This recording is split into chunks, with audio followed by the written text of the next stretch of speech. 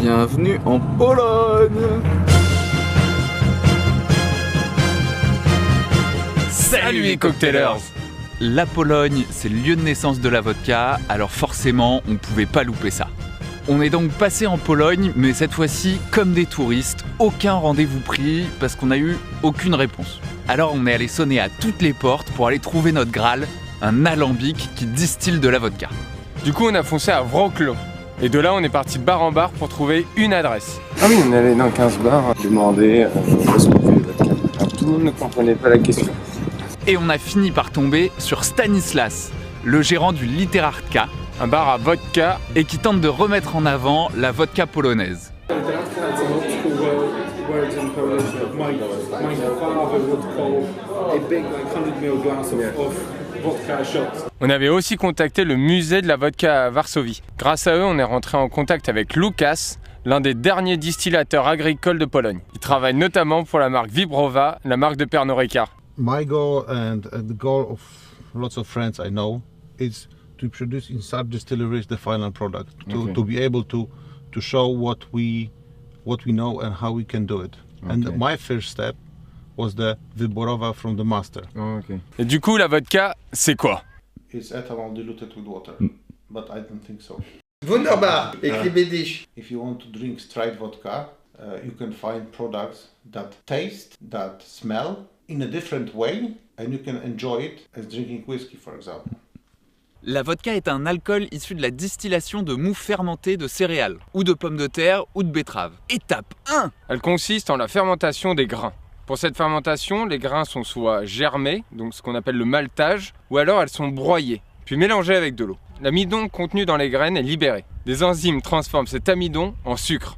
Ce mou est placé dans des cuves en inox où on y ajoute des levures qui transforment le sucre en alcool. Étape 2. La purée obtenue est alors acheminée dans les alambics continus à colonnes des distilleries agricoles. On obtient alors un premier distillat qui subira une nouvelle distillation, dite de purification ou de rectification, dans le but d'enlever les têtes et les queues. Cette deuxième distillation est réalisée en Pologne dans les Polmos, dans de grands alambics à quadruple colonne.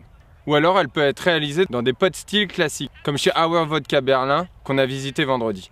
Étape 3. Après une filtration au carbone actif ou au charbon, la vodka est réduite aux alentours de 40 degrés, puis mise en bouteille. Deux pays sont à l'origine de la vodka.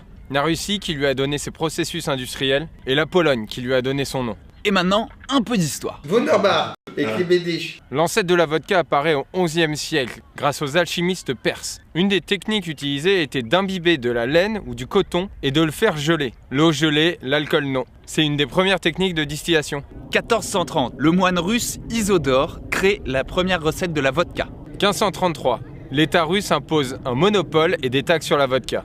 1780, Théodore Lowitz, alchimiste du Tsar, introduit la technique de filtration au charbon qui permet d'enlever les huiles de fusel contenues dans les queues. 1894, l'État russe dépose un brevet sur une vodka à 40 degrés, issue de la distillation de céréales et filtrée au charbon de bois. C'est la naissance de la vodka russe. 1914 à 1924, prohibition de la vodka par le Tsar qui est ensuite prolongée par les bolcheviks. Les années 40, Smirnov inonde les États-Unis et démocratise la vodka dans le monde occidental. 1989, la chute du bloc soviétique entraîne la privatisation du système de production de la vodka en Pologne. C'est un processus en deux étapes géré par deux entités totalement différentes. D'un côté, les distilleries agricoles. Agriculture distilleries, they were connected with state farms basically.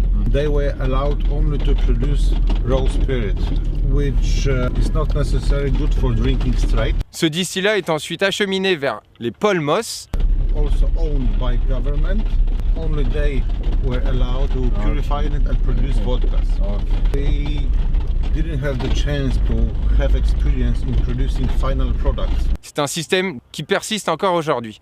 Les grands Polmos ont été privatisés, notamment par des grands groupes, Diageo et Pernod Ricard, et seulement 70 distilleries agricoles ont survécu en Pologne. 2013, l'Union européenne introduit une indication géographique protégée pour la vodka polonaise.